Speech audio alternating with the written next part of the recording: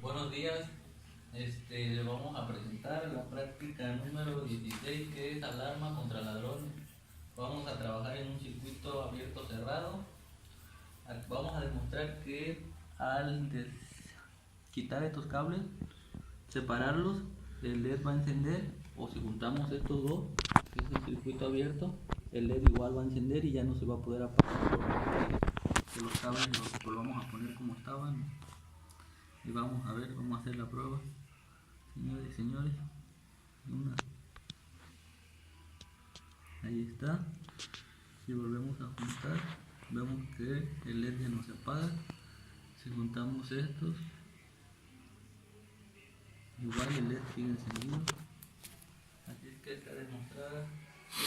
Y solo la única forma de apagar el LED sería desconectando la pila. Y si la volvemos a conectar de inmediato, igual el LED va a volver a seguir encendido. Lo que debemos hacer es esperar por lo menos 10 minutos y ya después volver a intentar la práctica. Señoras y señores, fue todo por hoy. Nos vemos.